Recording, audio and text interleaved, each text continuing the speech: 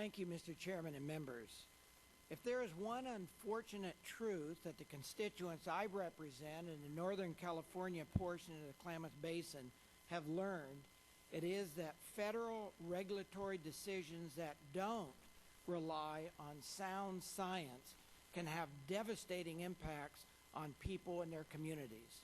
The decision to shut off water to agriculture in 2002 sent shockwaves throughout the Upper Basin community. Farms dried up and local businesses were severely impacted. Waterfowl in the basin, namely migrating ducks and geese that depend on agriculture for an estimated 50% of their food, were harmed as well.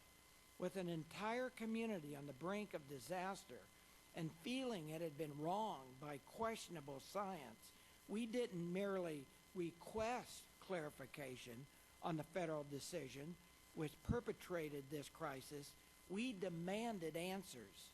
The administration did the responsible thing, and they did it openly and without a single word of protest from any stakeholders. After all, who can possibly be against an objective, independent review of federal scientific decision-making to ensure it was done properly? The administration asked the National Academy of Sciences to convene 12 of America's top scientists to independently review the decision to shut off water to agriculture. Their work was unanimously approved by every member of the research team and was itself independently peer-reviewed by additional scientific experts from top universities.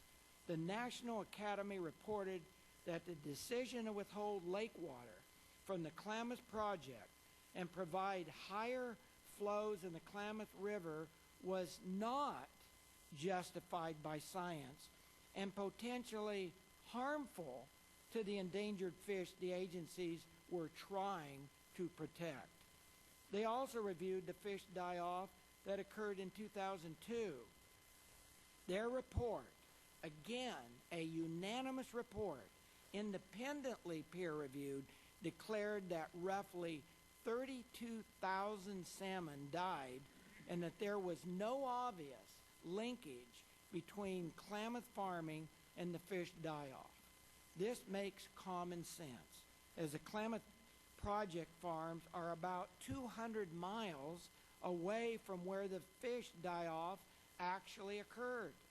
The claim that the Klamath farming project was responsible for the fish die-off is not justified by science, and in my view, overly simplistic.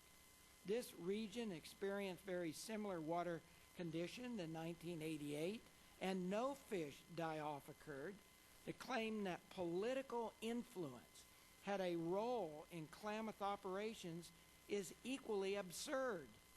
The Inspector General has reviewed such claims and reported that, quote, none of the individuals interviewed, including the whistleblower, was able to provide any competent evidence that the department utilized suspect scientific data or suppressed information, end of quote. But, Mr. Chairman, there is good news to share.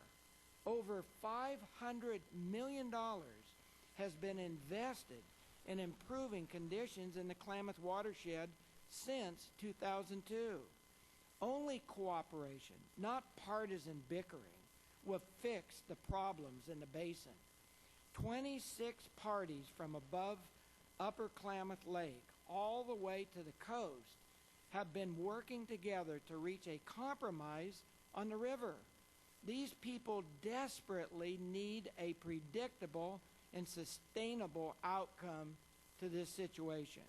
Mr. Chairman, we are elected to serve them and do what we can to help. Dredging up untrue and unproven political accusations does nothing to further their efforts and may even discourage them. This is why I've requested a field hearing in the Mid-Basin community of Wairika, California, so the committee can visit with those who wish to forego conflict in favor of a cooperative local solution. I'd like to renew that request today. And I'd also like to invite you to my district to meet with the farmers I represent. I think it would be incredibly valuable for you to see firsthand the impressive work they are doing to conserve fish and wildlife while continuing their rural way of life. Again, I thank you very much.